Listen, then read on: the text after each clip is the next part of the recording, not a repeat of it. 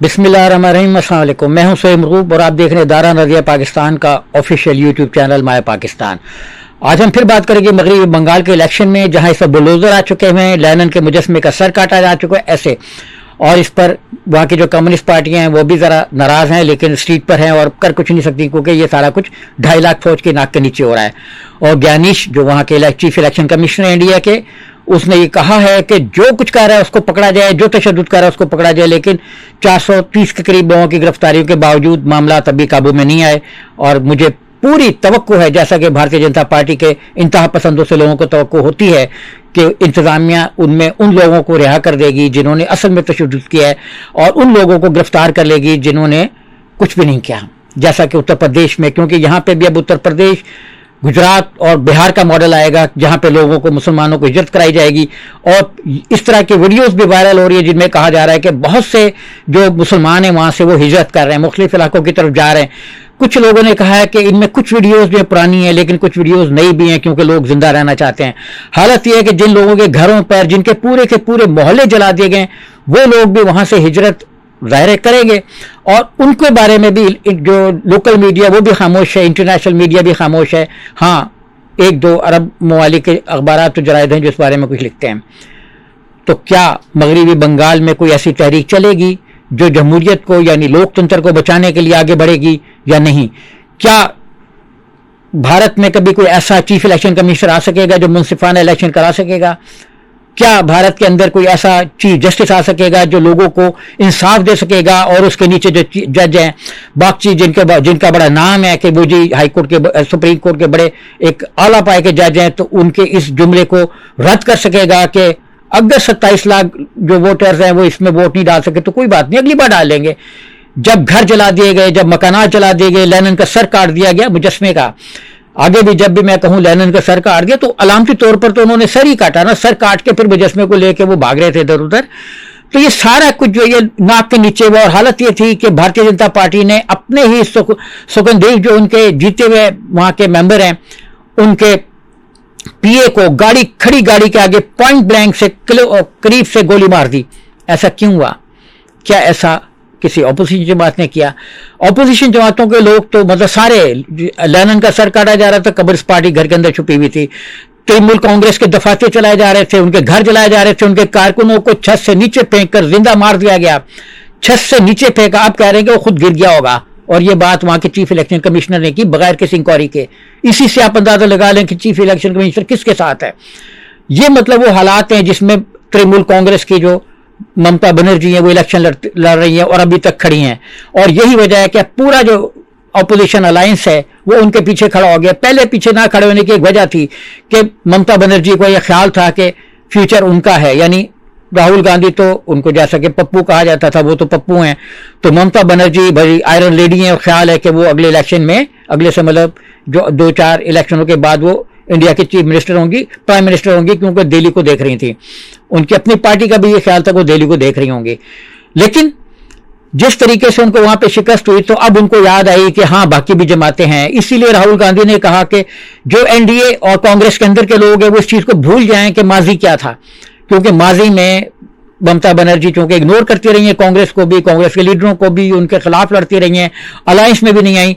तो अब उनका ख्याल ये कि अगर मतलब जमहूरियत को बचाना है तो माजी को भूलकर सबको इकट्ठे होना होगा। ये ट्वीट किया राहुल गांधी ने, और अपनी पार्टी को ये एक पैगाम दिया कि भाई इकट्ठे हो जाओ वरना कुछ नहीं हो सकता। अभी सुप्रीम कोर्ट में इंडिया की बातचीत चल रही है कि क्या इम्पैक्ट आया है उसका। जो इंटेंसिव केयर यूनिट हुई थी स्पेशल, महमूद पराचा बिल्कुल सही कहते हैं कि सुप्रीम कोर्ट में जाने का मतलब यह कि भारतीय जनता पार्टी के तमाम इकदाम पे ठप्पे लगवा के बाहर निकल आओ। अब तक तो यही होता रहा है। तो भारत में जो लोकतंत्र है, उसकी जो सुप्रीम कोर्ट है, उससे किसी को कोई उम्मीद नहीं है। इसलिए कोई ये उम्मीद ना रखे कि जो इंडिया की सुप्रीम कोर्ट है उसके साथ जाएगी। तो भारत की जो चीफ इलेक्शन कमिश्नर हैं, उन्होंने बड़ी कमाल होशियारी के साथ ममता बनर्जी की 63% काबीना जो है इसको शिकस्त से दो चार कर दिया है। उनके तकरीबन 35 में से 22 वज़रा जो इलेक्शन हार गए हैं, जिनमें एंतरीन महकमे भी हैं, वो भी महकमे जिनका कभी जिक्र भारतीय जनता पार्टी ने अपनी किसी रियासत में नहीं किया। भारतीय जनता पार्टी कभी तालीम की बात नहीं करती। योगी आदित्यनाथ के मुंह से कभी आपने तालीम का लफ्ज़ सुना हो तो मुझे बता दीजिएगा, मैंने नहीं सुना। कभी उन्होंने बिजली की बात नहीं की कि हम घरों में बिजली देंगे। खुद जो इंडिया के प्रेसिडेंट है मुर्मू, उनके अपने घर में जब उनको प्रेसिडेंट अनाउंस किया गया तो बिजली नहीं थी, सोलर सिस्टम से उनके घर में बिजली लगाई गई और शायद गांव में भी चली गई होगी। तो ये दलितों का या छोटी जातों का या कमजोरों का, कबायलियों का वहां पे ये हाल था। तो कभी उन्होंने इसी तरह समाजी बहबूद का जो महकमा था जिनके पास, वो भी इलेक्शन हार गए। इंडिया में कभी समाजी बहबूद की बात नहीं है। समाजी बहबूद की बात सिर्फ भारतीय जनता पार्टी उस वक्त करती है जब उसने इलेक्शन जीतने हो, और इलेक्शन जीतने से पहले वो लोगों के अकाउंट्स में पैसे देने की बातें करते हैं। ऐसा ही बिहार में हुआ कि बिहार में इलेक्शन से पहले खवातीन जो इनके अकाउंट्स में 2-2, 3-3 हज़ार रुपये डाल दिया गया, उसके बाद उनसे इलेक्शन वोट ले लिए गए। ऐसा ही जो अपना दिल्ली की चीफ मिनिस्टर हैं, इस पर बनी है, उन्होंने भी चीफ मिनिस्टर बनने से पहले कहा कि मैं जैसे ही भारतीय जनता पार्टी जीतेगी हम सबके अकाउंट्स में 12-12 हज़ार रुपये अकाउंट्स में चले जाएंगे। अभी तक तो गए नहीं। नरेंद्र मोदी ने जो अपना पुराना 2019 का इलेक्शन लड़ा, वो भी 12-15 लाख रुपए के वोट पर लड़ा कि जब हम यहां से काले धन को पकड़ लेंगे तो लोगों के अकाउंट्स में 15-15 लाख रुपए तो ऐसे ही चले जाएंगे। और बाद में फिर इस नारे को उन्होंने कहा कि ये तो अमित शाह जो है उन्होंने ये फरमाया कि ये तो एक ऐसी बात है जैसे इलेक्शन में बातें होती हैं, ये तो भी एक जुमला है जो कह दिया गया है। तो इस तरह के लोग वहां पे जीते हैं, जिताए गए हैं, जितवाए गए हैं, जो मतलब कभी जमहूरियत के अंदर ये बात नहीं करते कि आवाम के हुकूक क्या है, लोगों को क्या चाहिए, समाजी इंसाफ चाहिए कि नहीं चाहिए, कानून चाहिए कि नहीं चाहिए, ऐसी कभी बात नहीं हुई। भारतीय जनता पार्टी बात करती है बुलडोजर की, जस्टिस की। हालत ये है कि 2.5 लाख नीम फौजी और फौजी दस्तों की नाक के नीचे जिनको मरकजी हुकूमत कंट्रोल कर रही है, वहां पे बुलडोजर चले हैं। बुलडोजरों से मकानात, दफातर और घर गिराए गए हैं। तृणमूल कांग्रेस के मेन दफ्तर को गिरा दिया गया है बुलडोजर से, और पूरे कई घंटों तक वो गिरता रहा है और फौज वहां पे सोई रही है, नीम फौजी दस्ते वहां पे सोए रहे हैं। हालत ये है कि एक इलाका है वहां पे संदेश खली, एक इलाका है जहां से मतलब वहां के असेंबली में बीजेपी के उम्मीदवार जो है सन सरदार, वो इलेक्शन जीते हैं और कोई तकरीबन 17-18 हज़ार वोटों की अक्सरियत से जीते। 89,000 जो अपोजिशन के थे और 1,07,000 के करीब जो इनके थे। वहां पे अपना जो है वो फायरिंग हुई है फौजी और पुलिस के दस्तों पर। हालत यह है कि पुलिस और फौज पर फायरिंग हो रही है। कौन कर रहा है ये? जो वहां के ममता बनर्जी को हराने वाले उम्मीदवार हैं, वो गाड़ी में जा रहे थे, गाड़ी एक जगह रोकी गई कि आ बैल मुझे मार। पॉइंट ब्लैंक पर एक बाइक पर एक आदमी आया, सिंगल ड्राइविंग थी, मतलब सिंगल आदमी था, डबल भी नहीं था, तो डबलिंग भी नहीं की हुई थी, तो उसने सर के करीब लाके गोली मारी और चला गया।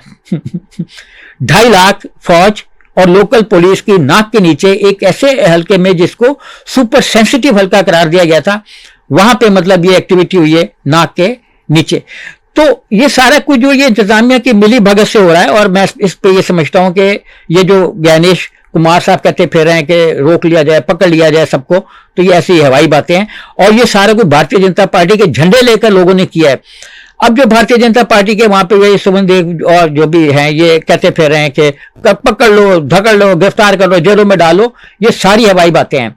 क्योंकि किसी में इतनी जरूरत नहीं है कि भारतीय जनता पार्टी का झंडा लेकर इमारतों को गिराए। जिस तरीके से, जिस तेजी से वहां पे ये काम कर रहे हैं, ये सारा वो स्टाइल है जो 1992 में, 1992 में जब शहीद करने की कोशिश की गई थी भारतीय अपना बाबरी मस्जिद को, तो उस वक्त भी इसी तरह की एक्टिविटीज हुई थी, इसी तरह से प्लानिंग की गई थी। ये सारी डीप प्लानिंग का नतीजा है। स्टेट के अंदर एक डीप स्टेट है, जैसे मैं पहले भी 1-2 प्रोग्राम में कहीं शायद कहा होगा या नहीं कहा होगा। बहरहाल इंडिया के अंदर डीप स्टेट है जो आरएसएस है, और ये एक जिसको कहते हैं ना कि ऐसी टेररिस्ट ऑर्गेनाइजेशन है जिसकी कोई रुकनीत भी नहीं है, और सारे गुमनाम अननोन है, जैसा कि गस्टापो में होता था या लेनिन के अंदर कहीं बीच में जब उन्होंने, स्टालिन ने अपनी खुफिया तंजीम बनाई थी जब वो लड़ रहे थे साम्राज्य से, तो उस वक्त भी उन्होंने यही चीजें बनाई थी। तो इसी तरह की जो इटली के अंदर थी, जो जर्मनी में जैसी तंजीमें बनाई गई थी जिनकी कोई रुकनीत नहीं होती थी, जैसे फ्री मैसन एक ऑर्गेनाइजेशन थी इजराइल की, उनके यहूदियों की, उनकी कोई नहीं थी, तो उसी तरीके से इनकी भी कोई मेंबरशिप नहीं है।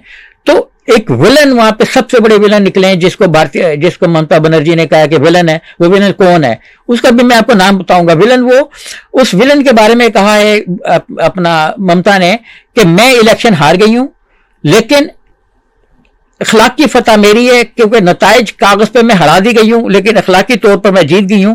और इसके बाद क्या होने वाला है, ये फाइट तो बीजेपी का साथ था, हमारा फाइट था इलेक्शन कमीशन का साथ। अगर इलेक्शन कमीशन बेच जाए, अगर जुडिशियरी से कोई जस्टिस ना मिले, अगर इतना लोगों को लॉजिस्टिकल नाम पे निकाल दिया जाए, वन साइडेड इलेक्शन ऑफिसर लोग काम करे, स्विच ऑफ कर दे, ईवीएम मशीन कैप्चर करे। I am grateful to all my India teams leader. Sonia ji rang up me, Rahul Gandhi rang up me, Arvind Kejriwal, Uddhav Thackeray, Akhilesh Yadav, तेजस्वी, हेमंत सोरेन यादव, झारखंड। तो ये जो मैंने आपको भी सुनाया है, ये कोई नई बात नहीं है, ये इंडिया के अंदर ऐसे ही होता है। जब मणिपुर में उन्होंने इलेक्शन जीता, जब कम्युनिस्टों को हराया, तो उन्होंने सारी टेररिज्म वहां पे पैदा कर दिया और इतना डरा दिया कि लोग घरों के अंदर छुप गए, निकल नहीं सके, किसी में इतनी करेज नहीं थी कि वो सामने आए। और वहां पे उन्होंने तोड़ फोड़ की 3, 4, 5 दिन तक होती रही। तो मगरबी बंगाल में भी यही होगा। 3, 4, 5 दिन तक आप देखें, पुलिस फोर्स हर जगह खामोशी थी, मुकम्मल खामोशी थी, कोई सामने नहीं आया।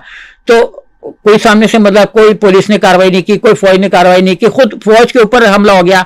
5-6 लोग जो है ना वो मारे जा चुके हैं इलेक्शन के अंदर, और 2 एक भारतीय जनता पार्टी के अपने भी हैं, जिनमें पीए, जैसा मैंने अपने जिक्र किया अभी, पॉइंट ब्लैंक पे उसको मारा गया। तो ये सारा जो है ना वो अपना एक मिली भगत से है। जैसे दिल्ली में जब मुसलमानों को मारने का, शहीद करने का एक सिलसिला शुरू हुआ 2020 में फरवरी में, तो वो भी 3-4 दिन जारी रहा और उसके अंदर उन्होंने अपने भी 10 हिंदू मार दिए। भगवान की जीत में, राम की जीत में, जय श्री राम के नारे के लिए वो अपने लोगों को मारते हैं ताकि वो रॉयल्स में कन्वर्ट हो। अगर सिर्फ एक ही ग्रुप के, एक ही रंग के, एक ही नस्ल के लोग शहीद होंगे, मुसलमान ही शहीद होंगे, तो फिर रॉयल्स नहीं कन्वर्ट किए जा सकते। तो बलवा कहलाने के लिए अपने भी 2-4 मारने पड़ते हैं। तो ये जो उन्होंने अपने एक पार्टी के रहनुमा के एक पीए को पॉइंट ब्लैंक से मारा है, वो इसलिए मारा है कि वो साबित कर सके कि ये बलवा है, राइट्स है, तृणमूल कांग्रेस के लोग जो है वो बदमाश है, वो टेररिस्ट है, और वो सारा कुछ कह रहे हैं। Chief election commissioner Gyanesh Kumar ने अगरचे मतलब तशद्दुद को रोकने के लिए जो मजिस्ट्रेटों को भी ऑर्डर दिया है, सुपरिटेंडेंट पुलिस को भी किया, लेकिन ये ऑर्डर तो उनके पास पहले से थे। और ये ऑर्डर अमित शाह जिन्होंने 2.5 लाख सीआरपीएफ और दूसरी फौजी दस्ते भेजे, वो उन्होंने क्यों ऑर्डर नहीं किया? वो क्यों ये नहीं कर सके कि जी देख सके कि कैसे मतलब वहां पे उनकी नाक के नीचे इतना कुछ हो रहा है? तो अभी मैं आपको ये भी बता दूं कि ये भारतीय जनता पार्टी का ये स्टाइल है, वो तशद्दुद करती है। जैसे मैंने पहले कहा आपको कि ममता बनर्जी पर इसमें भी हमला हुआ, उनको ठुड्डे मारे गए उनके। अभी आप देखें ना कि वो कहते हैं, नरेंद्र मोदी की मां के बारे में एक जुमला कह दिया था, कहीं एक स्टेज से कहा गया था जिस पर कांग्रेस का कोई आदमी मौजूद नहीं था, तो उस स्टेज से उनकी मां के बारे में कुछ ऐसे एक जुमला कहा गया जो कोई ज्यादा सीरियस भी नहीं था। तो नरेंद्र मोदी से बैरूनी दौरे पर से आते उन्होंने रखा और उन्होंने कहा कि मां की जो अतमान है, उनकी जो तौहीन है, वो बर्दाश्त नहीं करेगा राम, वो बर्दाश्त नहीं करेगी, फलानी फलानी। सीता का तो नाम नहीं लेते क्योंकि जो मन समृद्धि उसमें सीता तो है नहीं, हिंदू मजहब में औरत का कोई किरदार नहीं है। इस पर हम कभी बाद में बात करेंगे। जब नरेंद्र मोदी ने राम पे डाला, सारे पे डाला कि वो बदला लेगी, लोग बदला ले, लोग सड़कों पे आए, तो अब आप देखें कि ये गुज़श्ता 3 रोज से अपना इसके मगरिबी बंगाल की सड़कों पर लोगों ने, जो भारतीय जनता पार्टी के लोग हैं, आरएसएस के लोग हैं, भगवादारी हैं, टेररिस्ट हैं, उन्होंने मतलब सड़कों पर जो है ना वो एक साड़ी इस तरह से एक औरत को पहनाई हुई है जो अपना ममता जिस तरह पहनती हैं, और एक मास्क लगाया हुआ है नरेंद्र मोदी का। तो वो उसको ममता के गले में रस्सी डाल के उसको ऐसे खींच रहे हैं जैसे किसी जानवर को खींचते हैं। जरा सख्त लफ्ज है तो, लेकिन बहरहाल ये मतलब वहां पे हो रहा है। ये औरत का अतमान है जो नहीं बर्दाश्त करेगी भारतीय जनता पार्टी। तो भारतीय जनता पार्टी के तो खमीर में है कि उन्होंने तशद्दुद करना है, तशद्दुद के जरिए से बरसर इक़्तिदार आना है। वो उनके ममता के साथ पहले भी होता रहा है, कोई नया वाकया नहीं है। 2020 में भी इसी तरह का तशद्दुद उन पे हुआ था। उसके बाद 2015 में जो है ना वो नई दिल्ली में थी, वो तो स्टूडेंट फेडरेशन ऑफ इंडिया जो थे उसके कारकुनों ने उन पर हमला किया, उनको अंदर एक जिस इमारत में दाखिल हो रही थी इज्तिमा से खिताब के लिए, वहां जाने से रोका, उनके हमले को चोटें आई और अपना, लेकिन वो डरी नहीं। वो अब भी ये कहते हैं कि हम डरेंगे नहीं, हम झुकेंगे नहीं क्योंकि हम हारे नहीं है। ठीक है, बीजेपी को 294 नशिस्तों में से 207 मिल गई है, ठीक है, तृणमूल कांग्रेस जो 80 पर रह गई है, और ठीक है कि जी मतलब 15 साल इक़्तिदार खत्म हो गया है, लेकिन कांग्रेस जो है वो बहरहाल इसके साथ है, बाकी भी जमातें साथ हैं। अभी इजलास हो रहे हैं, अभी देखें कि इसके क्या नतीजे निकलते हैं।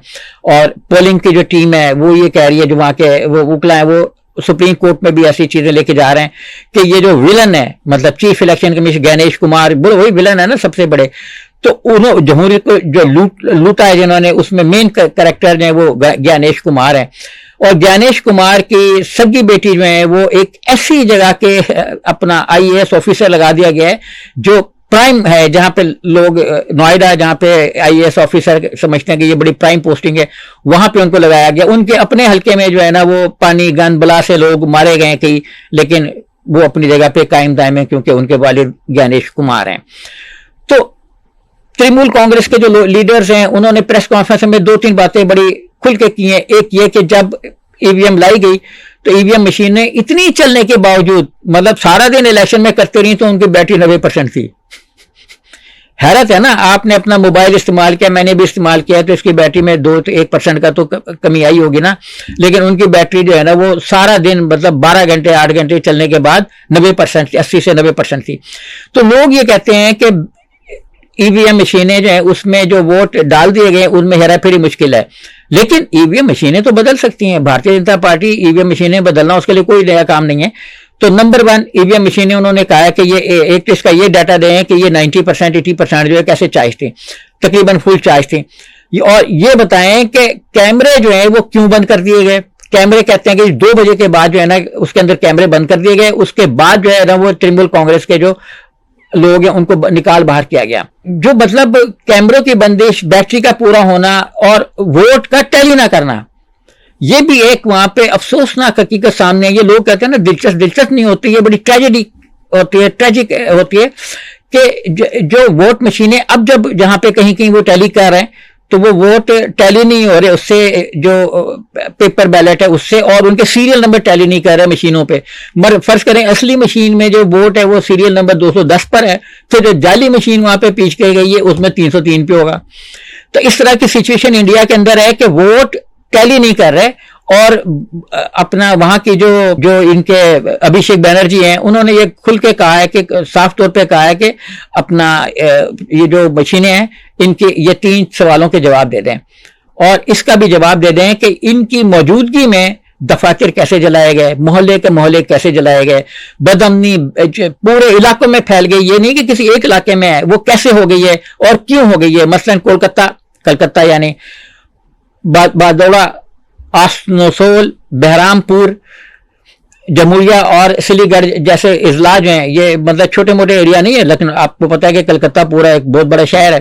तो और ये जो मैंने नाम लिया हावड़ा है और इस तरह के जो है ये सारे बड़े डिस्ट्रिक्ट टाइप शहर हैं। यहाँ सारे दफाते जलाए गए, घर जलाए गए, बदअमनी हुई है, साइन बोर्ड्स को हथौड़ों से तोड़ा गया, कई घंटे तक जो है ना वहां पे बुलडोजर सड़कों पर गश्त करते रहे, कोई मतलब जो है ना वो नहीं है। अच्छा, इसी तरीके से उस एरिया में ये भारतीय जनता पार्टी के लिए बंगाल जीतना क्यों जरूरी था, क्योंकि बांग्लादेश के अंदर जो चेंज आई है और नेपाल के अंदर जो चेंज आई है, उन्होंने कुछ इलाके इंडिया से मांग लिए हैं, और बांग्लादेश के अंदर जो नई एक बन रही है अपना सोच, जैसा कि साबिक जो चीफ एडवाइजर थे वो ये कह चुके हैं डॉक्टर यूनुस साहब कि हम जो है ना, हम अगर सिलीगुड़ी की जो एक उनकी जिसको चिकन नेक कहते हैं उसको अगर हम ब्लॉक कर दें तो 7 सिस्टर्स के जो 7 रियासतें हैं जिसमें मगरबी बंगाल भी शामिल है वो हमारा है। और वो एक इनडायरेक्टली चाइना के अंदर अपनी स्पीच में ये क्लेम कर चुके हैं। तो सिलीगुड़ी के गरी का जो इलाका है वहां पे भी गड़बड़ हुई है, वहां पे भी टीएमसी के दफ्तरों को आग लगाई गई है और उनके जो अपना घर हैं उन पे भी हमले करने की कोशिश की गई है। तो इसी तरह बहरामपुर है, वहां पे भी बड़ी हुआ है। तो ये सारी रिपोर्टों के बावजूद पुलिस जो है 433 के करीब गिरफ्तारियां करने के बाद उनका करेगी कुछ नहीं अगर वो भारतीय जनता पार्टी के निकले।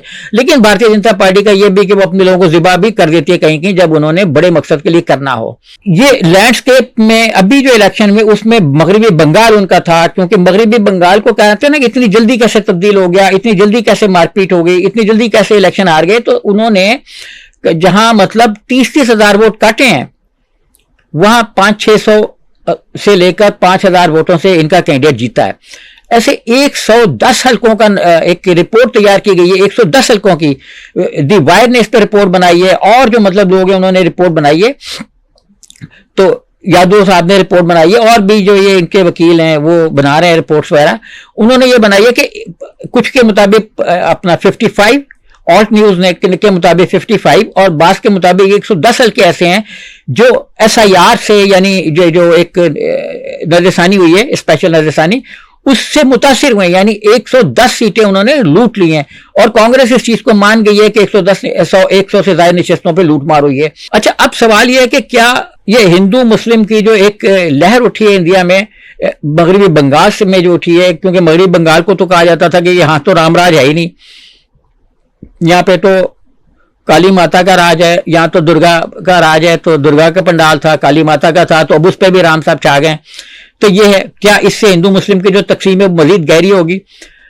तो लखनऊ में जो प्री पार्टीशन 1946 में फसादात हुए थे, तो वो किसे भूल गए जब वहां पे कत्लेआम हुआ था, पूरे के पूरे मोहल्लों में जो है ना हिंदू RSS के लोग घुस गए थे। और अंग्रेज के जमाने में भी लखनऊ में ऐसे इंसिडेंट्स होते रहे जहां पे मुसलमानों पे बड़ी कत्लेआम होता रहा है। खुद मगरबी बंगाल के अंदर मालाबार के जो इंसिडेंट्स हैं वो किसे भूल गए में, जब जो वहां के मुसलमान हारी थे उन्होंने अपनी इंडिपेंडेंस के लिए अंग्रेजों के खिलाफ जद्दोजहद शुरू की थी, तो यहाँ पे कत्लेआम हुआ था। और एक जो आनंद मुट नावल था जिसके बारे में है कि वो अपना एक आगाज था, नुक्ता आगाज था उसका हिंदुइज्म का, एग्रेसिव हिंदुइज्म का। हिंदुइज्म से मुराद मेरी होती है एक रेडिकल इंतहा पसंद जो अपना एक ये जो लादीन है ये दूसरों पे मुसलत करे। तो वो उसका वहां से नॉवल था जिसमें उसने कहा था कि हिंदू और मुसलमान जो हैं वो तो हमेशा लड़ते रहे, तो मुसलमान हिंदू जो हैं वो हमेशा मुसलमानों के खिलाफ निबरत आजमा रहे हैं जब से हैं। ये उसका शहर था। अभी ये, लेकिन ये रविंद्रनाथ टैगोर का भी शहर है, इलाका है बंगाल जो है।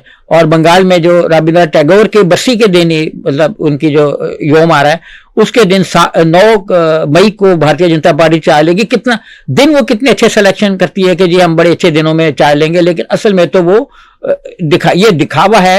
रविंद्रनाथ टैगोर को के तो सारे फलसफे पे उन्होंने अमल ही नहीं किया, जो बंगाल के थे उन पे नहीं किया। बंगाल के अंदर जो है ये जो कुछ हो गया है ये अब नजर आ रहा है अखिलेश यादव को कि उत्तर प्रदेश में होगा। मॉडल उसी तरीके से होगा कि गुजरात से और इधर उधर से लोग ट्रेनों में भर के लाए जाएंगे, उनके वोट डाले जाएंगे और chief election commissioner Gyanesh Kumar election लड़ेंगे, जो वहां के चीफ विलन है, जिनको केचवा भी कहा जाता है। तो वो वोटों को कोई कह दे वो चिकने घड़े की तरह कोई एक्शन नहीं लेंगे, खामोश रहेंगे, बिल्कुल जिसको कहते हैं कि कोई एक्टिविटी नहीं करेंगे, किसी के खिलाफ कुछ नहीं सोचेंगे। तो किसी से मतलब भारतीय जनता पार्टी के, बाकी तो सारी घरों के अंदर दुबकी हुई है। और पहले ही 3-4 दिनों के अंदर उन्होंने इतना डरा दिया है, इतना भगा दिया है सेंट्रल फोर्सेस के नाक के नीचे की वजह से, उसके दबाव की वजह से, कि लोग अपने ऊपर तशद्दुद की बात नहीं कर रहे। जब इवन तृणमूल कांग्रेस के लीडरों से पूछा गया कि आप पर तो इतना तशद्दुद हुआ है, तो उन्होंने कोई जवाब नहीं दिया। तो लेकिन ये खौफ जो कांग्रेस से जो अपना उसमें उसको डरा दिया गया है तृणमूल कांग्रेस को, क्या ये खौफ दूसरी जमातों के साथ इत्तेहाद के नतीजे में बहाल खत्म होगा? क्या हिंदू और मुसलमानों की जो कशीदगी यहाँ पे पैदा की है, RSS ने जो लेबोरेटरी कायम की है, जो उसका एक अपना टूल किट जिस तरह से वो चलते हैं, तो क्या इसमें वो कामयाब होंगे? तो ये फैसला इंडिया के सड़कों पे होगा, ये फैसला सुप्रीम कोर्ट में नहीं होगा, क्योंकि सुप्रीम कोर्ट में जो भी बैठे हुए ऐसे ऐसे सवाल करेंगे कि दुनिया दंग रह जाएगी। और असली जमहूरियत भारत ने रखनी है या नहीं रखनी है, इसका फैसला सड़कों पे होगा। आने वाले सालों में 2-1 सालों में उत्तर प्रदेश के अंदर इलेक्शन होने हैं, महाराष्ट्र में इलेक्शन होने हैं। इन दोनों ग्राउंड्स में अगर पूरे पंजे गाड़ लिए भारतीय जनता पार्टी ने, तो आप समझ लीजिए कि कांग्रेस हो या कोई और जमात हो, हमेशा हमेशा के लिए खत्म हो जाएंगी। अभी आप देखें कि जी कांग्रेस के 19 में से 18 उम्मीदवार बिहार में जो जीतते हैं वो मुसलमान हैं। कांग्रेस सारी हिंदू सीटें हार गई है, सिर्फ मुसलमानों ने वहां पे इकट्ठा होकर वोट दिया कि खौफ की वजह से। और इसके नतीजे में जो इल्जाम बड़ा लगाया गया है कांग्रेस पर, वो ये है कि कांग्रेस और दीगर जमातें मुसलमानों की जमातें हैं, ये मुसलमान हो चुकी हुई है, मुस्लिम लीग बन चुकी है, इसका मुस्लिम लीग नंबर 2 है। तो इस पर जो उनके खेड़ा साहब हैं, जिनको बिहार के वजीर आला कहते हैं कि मैं उसको पेड़ा बना दूंगा, पेल दूंगा, तो वो सुप्रीम कोर्ट से जमानत के बाद जब अभी बातचीत कर रहे, प्रेस कॉन्फ्रेंस की, तो उसमें उन्होंने कहा है कि जब कांग्रेस भारतीय जनता पार्टी ने पहले कह दिया कि हमें मुसलमानों का वोट नहीं चाहिए, बंगाल में भी उन्होंने कहा कि मुसलमानों ने वोट नहीं दिया, हम उनके लिए कोई काम नहीं करेंगे। एक सेकुलर पार्टी को अगर मुसलमान वोट देते हैं तो फिर भारतीय जनता पार्टी को तकलीफ क्यों है? क्योंकि वो तो सेकुलर पार्टी को वोट दे रहे हैं, वो किसी इस्लामी पार्टी को वोट नहीं दे रहे। तो सेकुलर पार्टी के टिकट से मुसलमान वहां पे जीते, और मुसलमानों को भी सोचना है, दूसरी जमातों को भी सोचना है कि फ्यूचर क्या है। मेरा अंदाजा है कि अगर भारत के अंदर 66% लोग, 65% लोग, जितना भी इस वक्त अपोजिशन में जो वोट बैंक है, वो अगर घरों के अंदर दुबके रहेंगे तो यही आरएसएस के और भारतीय जनता पार्टी के जो टेररिस्ट हैं, ये पूरे तौर पर भारत के लोकतंत्र पर कब्जा कर लेंगे और लोकतंत्र पर एसेस हो जाएगा। तो अगले प्रोग्राम तक शोएब मरूफ को इजाजत दीजिए। देखते रहिए इदारा नज़रिया पाकिस्तान का official YouTube channel my Pakistan.